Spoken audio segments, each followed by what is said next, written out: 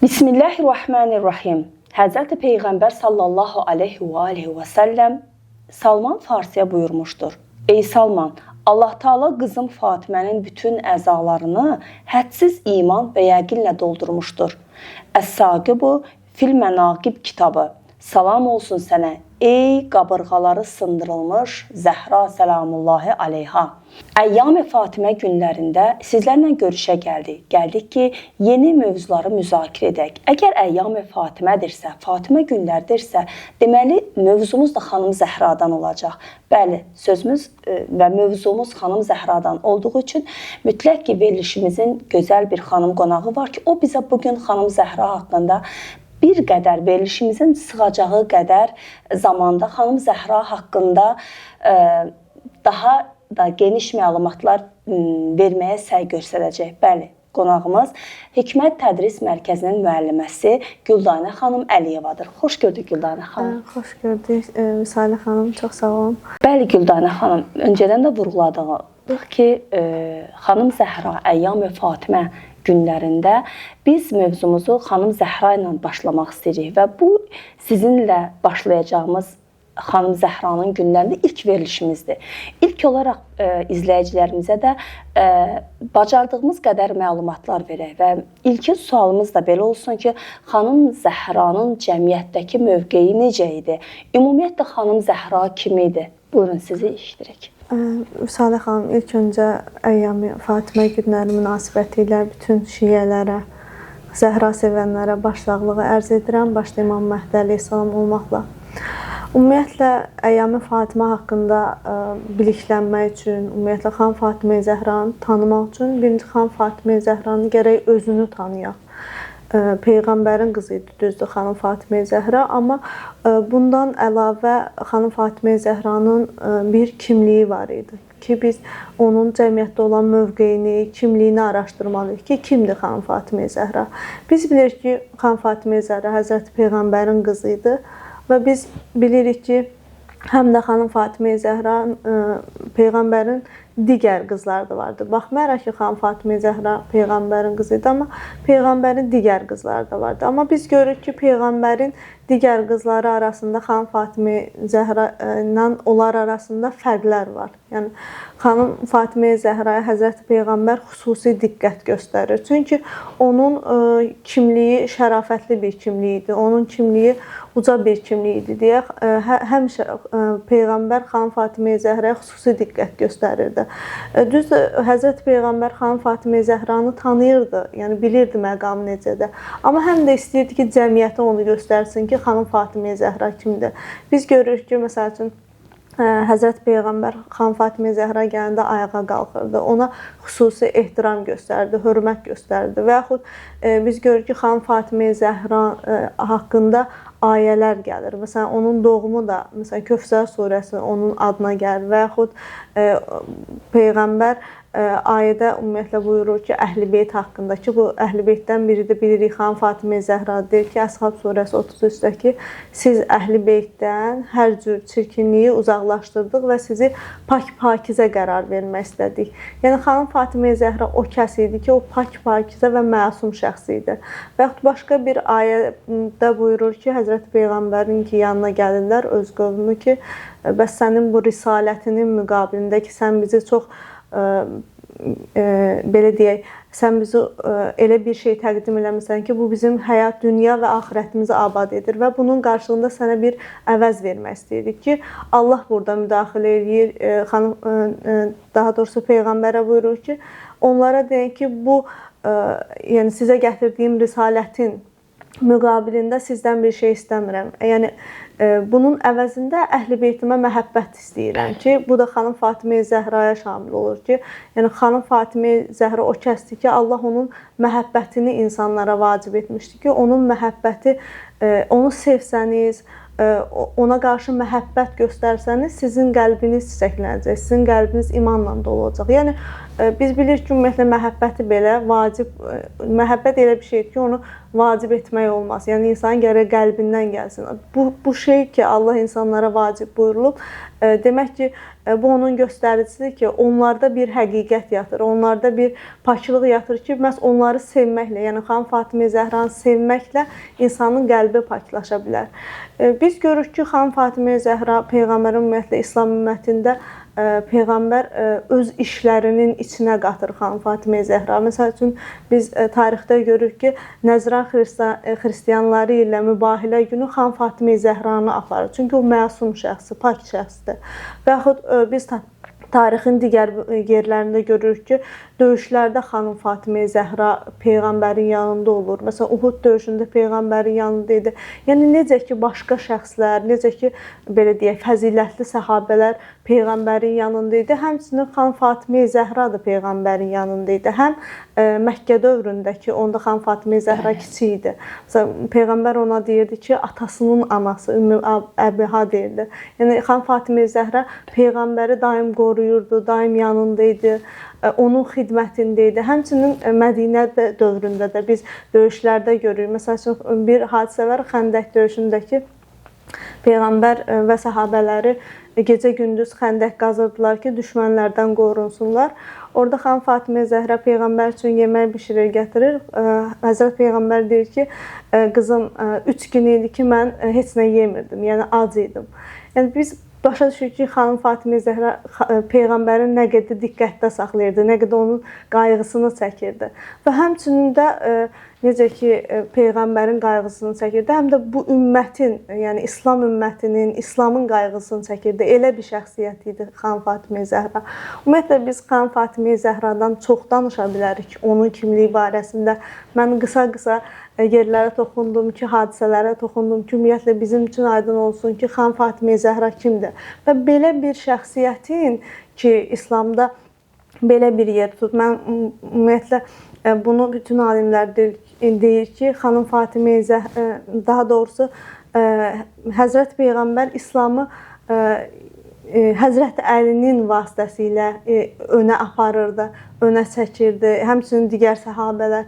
Həmçinin xanım Fatimə Zəhra bu, belə deyək, işdən, missiyadan kənarda deyildi. Yəni, sanki Peyğəmbərlə çiyin-çiyinə İslamı önə aparmaq üçün çalışırdı. Və biz görürük ki, xanım Fatimə Zəhranın nə qədər bu cəmiyyət üçün, İslam ümməti üçün, ümumiyyətlə Həzrət Peyğəmbər üçün çalışmağı, əzmi və yaxud onu düşünməsi var. Ki, biz artıq buradan başa düşürük ki, xanım Fatimə Zəhra İslam üçün nə idi? Necə bir rola malik idi? Ümumiyyətlə, kimliyi necə idi? Ki, artıq sonraki gəlib deyəcək ki, xanım Fatimə Zəhra bu cəmiyyət üçün bir işlər gördü. Onda artıq başa düşüləcək ki, nə üçün xanım Fatimə Zəhra ayağa qalxırdı və yaxud nə üçün mübarizəyə qalxırdı. O şəxs idi ki, ümmətin qayğısını çəkirdi, ümmət üçün bir iş görməyə çalışırdı. Yəni, onun, belə deyək də, biz bilirik ki, xanım Fatimə Zəhra həm də ilkin yaradılışlarda, hədislər bizi bunu deyir ki, ilkin yaradılışdandır. Yəni, onun məqamı çox böyükdür. Belə bir məqamda və yaxud ilahi övliyə deyə bilərik xanım Fatimə Zəhraya. Belə bir məqamda olan şəxs üçün yəni, ümməti düşünməməsi, İslamı düşünməməsi, Peyğəmbəri düşünməməsi və yaxud geridə qalan insanları düşünməməsi mümkün deyildir. Ona görə məhz xanım Fatimə Zəhra ki, bu günlərdə onu yad edirik, bu günlərdə belə bir işə əl atdı, deyə bilərik. Bəli, Güldanə xanım, həqiqətən də elə hissələrə toxundunuz ki, insan diqqətini cəlb edən hissələr var idi. Ondan birində bizim ən çox da indi hal-hazırda tək mən dinlədiyim üçün və mənim də daha çox nəzərimi cəlb edən hissələrdən biri də o hiss oldu ki, tarixə nəzər saldıqda, mütləq bunu da izləyicilərimizə çatdıraq ki, tarixə nəzər saldıqda Həzrəti Peyğəmbərin qızları çoxluğunu deyən bəzi tarixi kitablar var. İnşallah ki, bir verilişimizdə məxsusən buna toxunarıq sizdən tək ricamız. İnşallah. Çünki bir qədər fikir ayrılığı yarananda insan o axtarışları aparmaq istəyir. Şəxsən mən özümdə də axtarış aparmaq istəyirəm.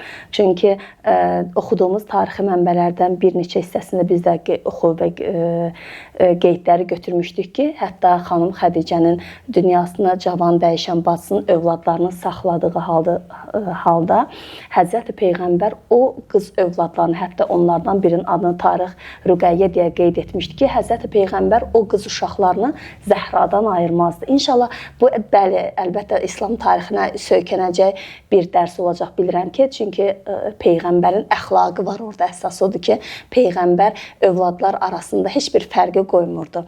Siz son hissədə belə bir hissəyə toxundunuz ki, Həzrəti Zəhra salamullahi aleyha imamət üçün də vacib idi. Çünki imamətdə əlbəttə ki, ilk imamımız, vilayətin ilk günəşi əgər İmam Əli əleyhissalamın belə deyək, həyat yoldaşı idisə, deməli o imama xidmətdə idi. Sualımız da belə olacaq ki, imamət nə qədər mühüm bir məsələ idi ki, xanım Zəhra salamullahi aleyha bax bu imamət mövzusunda mübarizə aparırdı. Buyurun, siz eşidirik.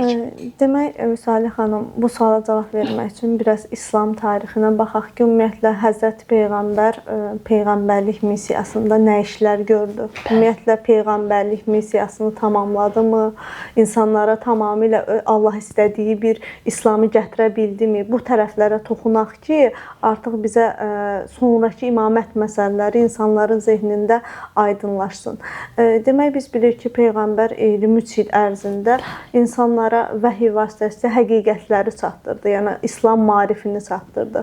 10 il Məkkədə oldu, 13 il Mədinədə oldu, amma bu dönəmlər qarışıq dönəmlərdir. Yəni İslamı gətirirdi, müşriklərlə mübarizə aparırdı. Məsələn, Məkkə dövründə peyğəmbər demək olar ki, heç İslam üçün çox bir şeylər edə bilmədi. Yəni insanlar düzdür iman gətirirdilər, insanlar çətinliklər çəkirdilər, amma peyğəmbər belə deyək ki, orada bir İslami sistem qura bilmədi və sonra Mədinəyə hicrət elədi. Mədinəyə hicrət eləyəndən sonra da ki, Mədinə əhli iman gətirdi, Peyğəmbərə kömək oldular, müxtəlif döyüşlər. Demək olar ki, Peyğəmbərin 23 il müddətində İslam gətirdi, insanlar düzdür təqdim etdi, amma yarı döyüşlər, yarı mübarizə, insanlar təzə-təzə iman gətirdilər. Yəni Peyğəmbər bunu çalışdı ki, İslam vəhiy gətirməklə, bunu çalışdı ki, insanları şirkdən uzaqlaşdırsın və insanları İslamı təqdim etsin. Amma biz bilirik ki, İslam təkcə şirkdən uzaqlaşmaq və yaxud bəzi etiqadi məsələlər deyil. Yəni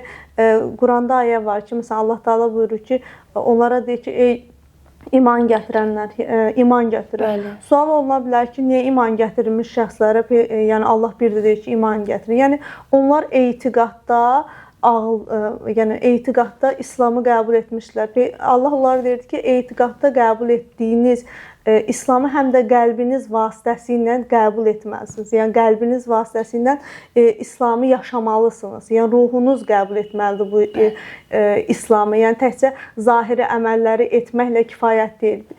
Biz amma görürük ki, Peyğəmbər ki, bu 23 il müddətində bu imam mərhələsini tam da həyata keçirə bilmədi. Bəzi düzdür, insanların çoxsu iman gətirmişdir. Yəni fərq belə deyək ki, insanlar içində böyük fəzilətli olan səhabələr də vardı ki, bunlar Salman Farsi, Əbu Zər və digər şəxslərin də çoxsunun adını çəkə bilərik ki, onlar iman əhli idi. Amma hər kəs belə idimi və yaxud hər kəs İslamı həqiqi mənada qəbul etmişdimi? Deyəcək ki, təbii ki, yox. Amma Allahın istəyi və yaxud Peyğəmbərin də istəyi də bu deyildi ki, insanlara tamamilə, belə deyim, çatdırsın və kənara çəkilsin. Yəni, həm çatdırmalıydı, həm də onların yəni, belə bir proses getməlidir ki, onlar İslamı tamamilə qəbul etməlidir. Amma Peyğəmbərin ömrü buna yetmədi. Və biz görürük ki, tarixdə Peyğəmbər ki, sonuncu həcc mövsümündə ki, həcc, belə deyək, vida həccini həyata keçirəndə Peyğəmbərə ayə gəldi və ayə gəldi ki, sənə deyiləni çatdırmasan, elə bil ki, Peyğəmbər, yəni nübüvvət işini həyata keçirməmisən. Bəs bu nə iş idi? Biz bilirik ki, Peyğəmbər orada Həzrəti Əlinin vilayətini çatdırır insanlar ki, mən kimin mövlasıyamsa, Əli də ona mövladır. Əgər bu həqiqəti insanlara çatdırmasaz, yəni insanlar bu həqiqəti qəbul etməsə, hətta Peyğəmbər orada deyir ki, eşidənlər eşitdi, eşitməyənlər də eşidənlər eşitməyənlərə çatdırsın. Eşidənlər qəbul etsin, həm də ki, bir vəzifələr də var ki, eşitməyənlərə çatdırsın. Yəni, bu çox mühüm hadisədir. Burada çox geniş danışmaq istəmirəm, mövzumuz tam bu deyil.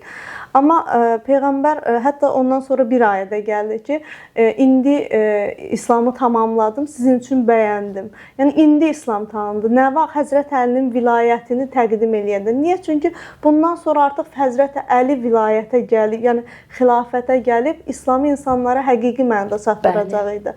Yəni bu İslam bilirik ki, ümumbəşəri bir dindir. Bütün insanlığa çatmalıdır. Yer üzü tamamilə belə deyək İslam qayda qanunları ilə idarə olunmalıdır ki, biz hətta Məhdəviyyət inancı da bu məsələyə dayanır ki, mən verilişin sonunda o məsələyə toxunmaq istəyirəm.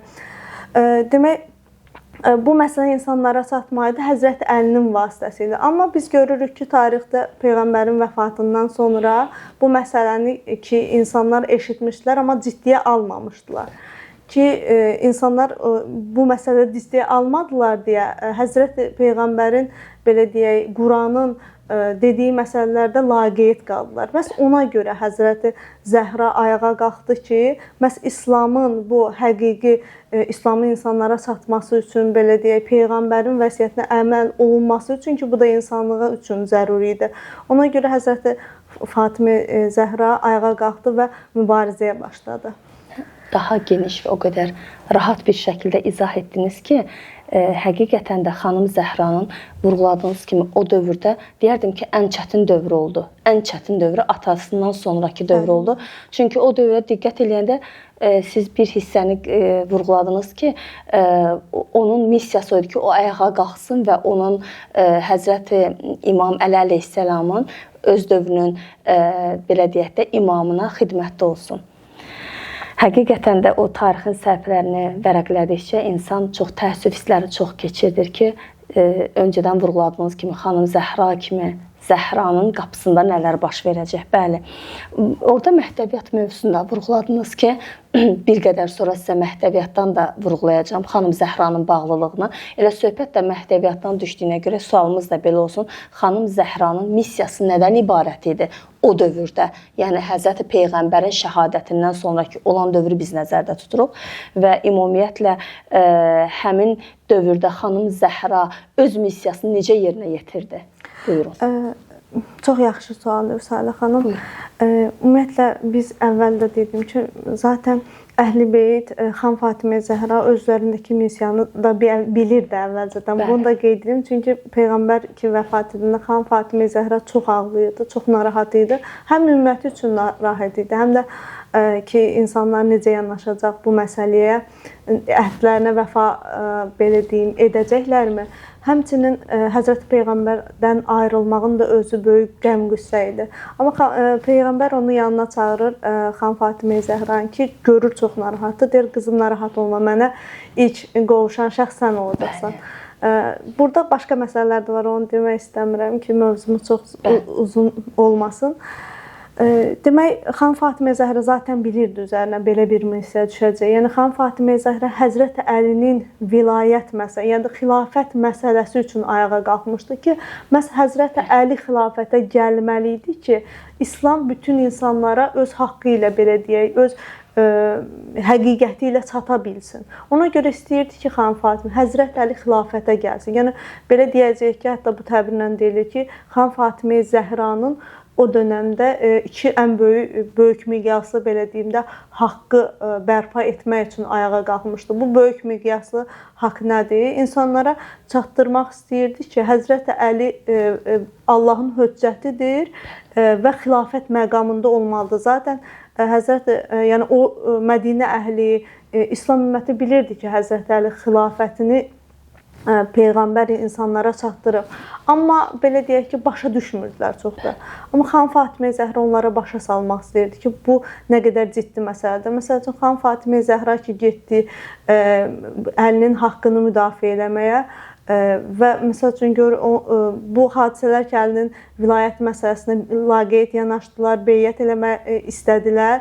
Xan Fatimə Zəhra bu məsələlərdə gecə də ağlayırdı, gündüz də ağlayırdı və xan Fatimə Zəhra bir-bir belə deyək, Mədinə küçələrinə düşüb qapıları döyürdü ki, bəs dünən Həzrət Əliyə beyət etmədinizmi? Yəni onlarla bunu nə üçün edirdi? Bunu insanlara çatdırmaq istəyirdi ki, Həzrəti Əlinin vilayəti bu qədər mühümdür ki, və sizin belə deyək də, əgər Həzrəti Əlidən uzaq düşsə, sizin zəlalətinizə səbəb ola bilər. İslam aradan gedə bilər. Hətta biz bunu tarix boyu da görürük ki, İslam Həzrəti Əlidə olmadı deyə İslamın başına hansı işlər gəldi? Xəlifə dövrü və sonraki dövrlərdə hətta o belə deyək, İslam elə bir hala gəldi ki, peyğəmbər balasını qətlə yetirdilər və ondan sonraki imamların da dövründə, hətta imamların dövründə bir şəxs, mötəbər bir şəxs deyir ki, peyğəmbərdən bizə bir namaz gəlib, onu da bilmirik, düzgün qılırıq ya yox. O qədər İslam öz məzrasından çıxmışdı. Amma xanım Fatimə Zəhra bunu görür, bilirdi. Bilirdi ki, əgər Həzrəti Əli olmasaydı, İslam öz məzrasından çıxacaq. Həmçinin Həzrəti Əli olmasaydı ki, bayaq dediyim, həqiqi İslamın, yəni insanların ağıl, etiqad mərhələsindən qəlb mərhələsinə keçən bir İslam insanlar üçün olmayacaqdı. Bunu bilirdi deyə ayağa qalxdı. Ona görə bütün bu məsələləri ki, ayağa qalxdı, insanlara çatdırdı. Bütün bu məsələnin altında o idi ki, insanlara haqqı göstərsin. Zaten xanım Fatimə Zəhra bilirdi ki, insanlar Həzrəti Əlinin qapına gəlməyəcəklər. O qədər başa da düşmürdü. Amma onu belə deyim, o ümməti başa salmaq üçün edirdi bunları. Və belə deyək ki, böyük miqyaslı belə hədəfi bu idi ki, bunu insanlara göstərsin. Zaten çata bilməyəcəkdi ki, onun şəhadətinə də nail oldu. Və həmçinin başqa bir hədəfi də bu idi ki, insanlara çatdırsın ki, qarşı tərəf ki, Həzrəti Əlinin vilayətinə qarşı etinasızlıq etdilər, mübarizə apardılar, Fədəyi xanım Fatimə Zəhranın əlindən aldılar, Həzrəti Əlinin belə deyək, xanım Fatimə Zəhranın qapısını yandırdılar, beyət etməyə məcbur etdilər. Bu da xanım Fatimə Zəhranın belə deyək, həmin şəxslərin iç üzünü belə deyim, həm tarixə göstərdi, həm o dönəm insanlarına göstərdi, həm də o dönəmdən bu günə qədər insanlara göstərdi ki, məhz peyğəmbərin vəsiyyətinə əməl etməyən şəxslər, Allahın qayda-qanununa əməl etməyən şəxslər bu şəxslərdir. Hətta çox maraqlıdır. Xanım Fatimə Zəhra Fədəyi mübarizəsinə qalxdı. Yanında da ən əmin insanları götürdü ki, o şəxs Ümmü Əymən idi ki, şahid xanım Fatimə Zəhradan şahid istəyirdilər. Onu yanında götürdü, Həzrəti Əlini yanında götürdü, amma xanım Fatimə Zəhradan öz haqqı olan Fədəy üçün şahid istəyirdilər. Xanım Fatimə Zəhra deyir ki, siz elə bir şəxsdən şahid istəyirsiniz ki, Allah və Quran onun barəsində paklıq, məsumluq deyib. Yəni siz kimi üçün belə deyək, şahidlik istəyirsiniz. Yəni başa düşülürdü ki, biz ümumiyyətlə Fədəy xutbəsi var. Xanım Fatimə Zəhra çox tövsiyə eləyərəm o xutbələri bu günlərdə oxusunlar. Xutbələri oxuyanda həqiqətən insan dəhşətə gəlir ki, xanım Fatimə Zəhra kim imiş, hansı həqiqətləri necə müdafiə edirdi. Və biz burada başa düşürük ki, xanım Fatimə Zəhranın iki missiyası vardı. Bir missiyası budur ki, bütün insanlığa göstərdi ki, imamət nə qədər zəruri məsələdir və bu yolda mən hətta ailəmdən də, iki övladımdan da Həzrəti Əlinin yolunda şəhid oldum. Yəni haqqı insanlara çatdırmaq üçün, bugünkü insanlara çatdırmaq üçün. Mən bir kitab var, çox maraqlı kitabdır. O kitabda kitabın mövzusu budur ki, Fatimənin nuru ilə. Yəni insan tarixə baxanda, tarixi araşdıranda, xanım Fatimə Zəhranın tanıyanda, etdiyi işlərə baxanda biləcək ki, həqiqət hardadır. Yəni gəlib həmin o həqiqət vasitəsilə, daha doğrusu xanım Fatimə Zəhra vasitəsilə həqiqəti tapacaq. İkinci də ki, yenə tarixə məlumdur ki, xanım Fatimə Zəhranın qarşısında hansı şəxslər dayanırdı ki, o şəxslər nə qədər İslamı düşünürdülər, ümumiyyətlə o şəxslər nə qədər İslamdan xəbərdar idilər, bütün bu məsələləri açıb tökdü ortalığa. Gülnarə xanım, verilişimizin sonunda bütün bu danışdıqlarımızı bir yerə cəm etsək və bir çıxarış çıxarsaq, bilir ki, bütün toxunuşlar, bütün nöqtələrin hamısı, belə deyək, cümlələrin nöqtələri xanım Zəhra olacaq. Və sonda sizdən ricamız, xahiş edərdik ki, izləyicilərimizdə öncədən də vurguladınız məhdəviyyət haqqında, xanım Zəhranın məhdəviyyətlə əlaqəsi barəsində qısaca da olsa vurğulayardınız. Buyurun, siz eşidirik. Əvvəldə də demişdim ki, Salih xanım, ki, məhdəviyyətlə bağlı olan məsələni danışacağam. Ümumiyyətlə, Peyğəmbər istəyirdi ki, bütün bəşərə çatsın bu din. Ki, Həzrətin Əlinin vilayəti və yaxud digər 12 imamın vilayəti buna səbəb olacaqdı. Bu ümumbəşəri bir din yayılacaqdı bütün dünyaya. Bəs bu necə yayılacaqdı? Təbii ki, əgər hər şey qaydasında olsaydı, hər şey Allahın istədiyi kimi davam etsəydi, Həzrət Əlinin vilayətini qəbul etsəydilər, bu baş verəcəkdi. Amma bu iş baş verə bilmədi deyə xanım Zəhra ayağa qalxdı və bütün əvvəldə dediyim kimi böyük miqyaslı haqqı bütün insanlığa göstərdi. Bəs həmin dövrdə həm də xanım Fatimə Zəhra Həzrət Məhdinin ki, bu gün biz onun gələcəyinə inanırıq və düşünürük ki, o ümumbəşəri bir dövlət quracaq, orada İslam Allahın istədiyi kimi olacaq.